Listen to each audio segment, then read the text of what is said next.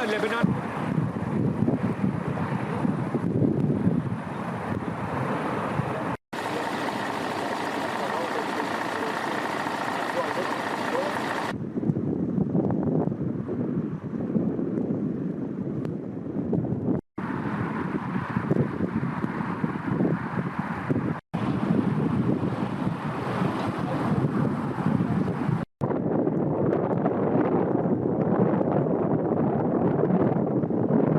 Iran menyatakan kesiapannya merespon kemungkinan serangan darat Amerika Serikat sambil menuding Washington tengah menyiapkan serangan meskipun negosiasi sedang berlangsung. Pernyataan ini muncul di tengah upaya pencarian solusi untuk menghentikan konflik antara Amerika Serikat, Israel, dan Iran yang telah menimbulkan banyak korban jiwa dan mengganggu pasokan energi global.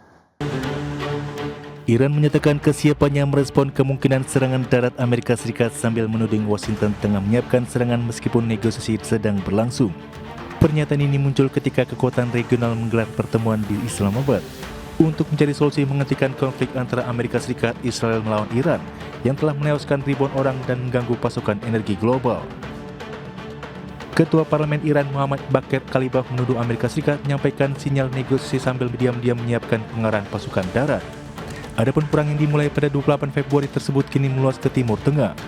Kelompok Houthi yang didukung Iran di Yaman melancarkan serangan pertama mereka ke Israel pada Sabtu, meningkatkan risiko terhadap jalur pelayaran global yang sebelumnya telah terganggu akibat hampir tutupnya Selat Hormuz, jalur bagi sekitar 20% pasokan minyak dan gas cair dunia. Sementara itu, Washington diketahui telah mengarahkan ribuan marinir ke Timur Tengah, dengan kelompok pertama tiba pada Jumat menggunakan kapal serbu amfibi. Laporan penyebut Pentagon menyiapkan operasi darat di Iran, termasuk kemungkinan serangan oleh pasukan operasi khusus dan infanteri konvensional. Namun keputusan final apakah Presiden Donald Trump akan menyetujui pengerahan pasukan darat masih belum jelas. Berbagai sumber untuk ID Action.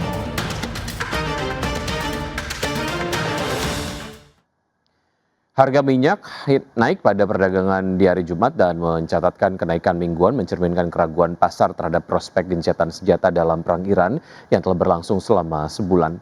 Kontrak berjangka Brent naik 4,2% ke level 112,57 dolar per barrel, sedangkan kontrak berjangka West Texas Intermediate naik 5,5% ke posisi 99,64 dolar per barrel. Harga Brent telah melonjak 53% sejak 27 Februari, sehari sebelum Amerika Serikat dan Israel melancarkan serangan terhadap Iran, sementara WTI telah naik 45% sejak saat itu. Secara mingguan Brent naik sekitar 0,3%, sedangkan WTI naik lebih dari 1%. Pelaku pasar bersikap hati-hati terhadap pernyataan Donald Trump mengenai pembicaraan dengan Iran. Seorang pejabat Iran mengatakan kepada Reuters bahwa proposal Amerika Serikat yang disiapkan ke Teheran melalui Pakistan bersifat sepihak dan tidak adil. Sementara Trump memperpanjang tenggat waktu bagi Iran untuk membuka kembali Selat Hormuz untuk menghadapi penghancuran infrastruktur energinya.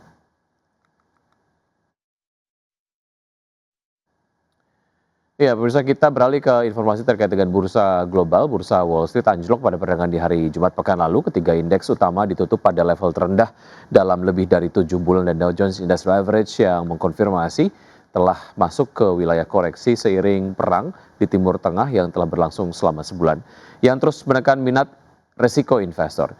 Dan pada penutupan perdagangan di hari Jumat, Dow Jones Industrial Average turun 1,73% ke posisi 45.166, S&P 500 turun 1,67% ke level 6.368, dan indeks Nasdaq Composite yang turun 2,15% ke posisi 20.948.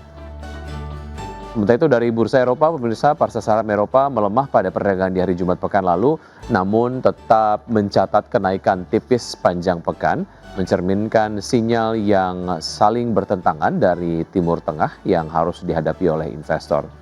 STOXX 600 ditutup turun 0,9% ke posisi 575,37. DAX Jerman turun 1,38% ke posisi 22.300.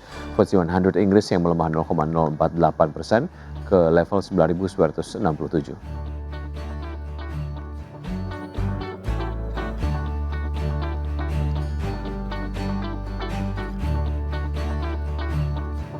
PT Arci Indonesia Tbk mengantongi lonjakan laba bersih pada 2025 sejalan dengan moncernya pendapatan perseroan. Ya, perseroan mencatatkan laba bersih sebesar 11,82 juta dolar di tahun 2025 lalu, tumbuh hampir 10 kali lipat dibandingkan dengan raihan laba bersih di tahun sebelumnya. PT Arci Indonesia Tbk mengantongi lonjakan laba bersih pada 2025 sejalan dengan moncernya pendapatan perseroan. Berdasarkan laporan keuangan per 31 Desember 2025, perseroan membukukan pendapatan dari kontrak dengan pelanggan sebesar 496,23 juta dolar Amerika Serikat. Capaian itu lebih tinggi 72,53% year on year dari pendapatan di tahun sebelumnya. Di tengah lonjakan pendapatan, beban pokok penjualan hanya tumbuh tipis dari 227,09 juta dolar Amerika Serikat pada 2024 menjadi 286,18 juta dolar Amerika Serikat pada 2025. Pada saat yang sama, perseroan mencatat beban penjualan 476.634 dolar, beban umum dan administrasi 11,81 juta dolar, beban operasi lain 1,88 juta dolar, serta beban pajak penghasilan 63,42 juta dolar Amerika Serikat. Moncernya top line emiten tambang emas itu berimbas positif terhadap profitabilitas perusahaan. Pada 2025, perseroan mencatat laba periode berjalan yang diatribusikan kepada pemilik entitas induk atau laba bersih sebesar 101,82 juta dolar Amerika Serikat. Capaian tersebut melonjak 873,71% year on year dari laba bersih senilai 10,45 juta dolar Amerika Serikat pada 2024 atau tumbuh hampir 10 kali lipat. Berbagai sumber IDX Channel.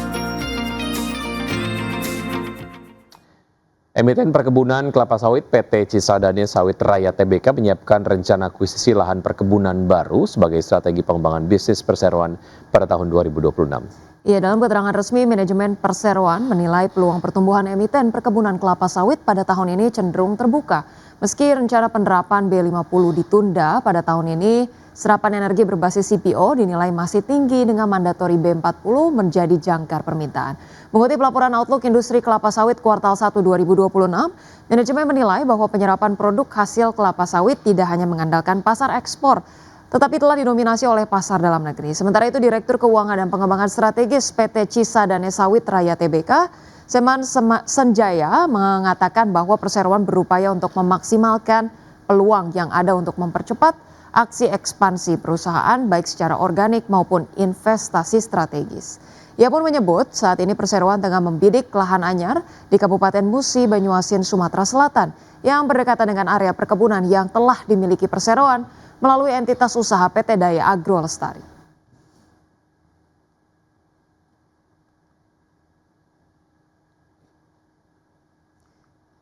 Ya, pemirsa, emiten pengelola lapangan golf PT Intra Golf Link Resorts Tbk mencatatkan kinerja positif dari sisi pendapatan sepanjang 2025. Ya, namun laba bersih tersebut justru mengalami penurunan. Kondisi ini dipengaruhi perubahan strategi bisnis dan peningkatan biaya operasional. Emiten pengelola lapangan golf PT Intra Golf Link Resort Tbk mencatatkan kinerja positif dari sisi pendapatan sepanjang tahun 2025. Namun laba bersih justru mengalami penurunan. Kondisi ini dipengaruhi perubahan strategi bisnis dan peningkatan biaya operasional.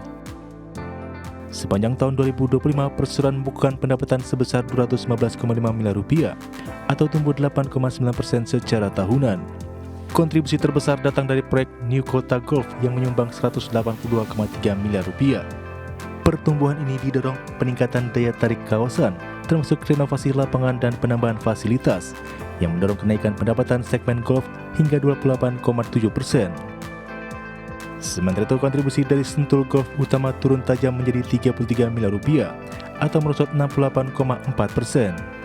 Penurunan ini terjadi seiring transformasi kawasan melalui pengembangan Sequoia Hills seluas 76 hektar dengan skema kerjasama operasi. Perseroan mulai mengakui pendapatan dari serah terima unit, namun potensi laba lanjutan akan diperoleh melalui skema bagi hasil pada tahap berikutnya. Dari sisi laba, golf mencatat laba bersih Rp51,8 miliar atau turun 23,3%. Penurunan ini dipicu kenaikan beban operasional termasuk biaya pemasaran properti. Kedepan perseroan akan mendorong pertumbuhan melalui pengembangan terintegrasi di Bali, Sentul, dan Belitung, termasuk proyek hotel, fasilitas hiburan golf, serta area komersial untuk meningkatkan kunjungan dan pendapatan berulang. Berbagai sumber untuk IDX Channel. Nah, pemirsa, menjelang pemberlakuan aturan baru free float saham 15%, pelaku pasar diimbau mewaspadai potensi volatilitas harga pada sejumlah emiten dengan tingkat likuiditas rendah. Meski berpotensi terdapat tekanan jual, analis pasar modal menilai batas baru free float sebagai katalis positif bagi pembentukan harga dalam jangka panjang serta dapat meningkatkan daya tarik pasar modal Indonesia di mata investor global. Pasar saham diperkirakan bergejolak sementara seiring dengan pemberlakuan aturan minimum free float 15% yang akan segera berlaku. Pelaku pasar diimbau mewaspadai potensi volatilitas harga pada sejumlah emiten dengan tingkat likuiditas rendah, menyusul persetujuan OJK terhadap revisi peraturan 1A tentang kenaikan batas minimum saham publik atau free float menjadi 15%. Head of Research Sikisi Sekuritas Muhammad Wafi mengatakan implementasi aturan baru ini berpotensi memicu koreksi harga dalam jangka pendek. Adapun tekanan jual diperkirakan muncul seiring kewajiban memegang saham pengendali pada emiten dengan free float rendah untuk melepas kepemilikannya ke publik guna memenuhi ambang batas minimum. Meski demikian, ia menilai risiko terjadinya fenomena dumping atau aksi jual agresif yang merusak harga pasar relatif minim. Pasalnya, regulator telah merancang penerapan aturan ini secara bertahap melalui evaluasi berkala.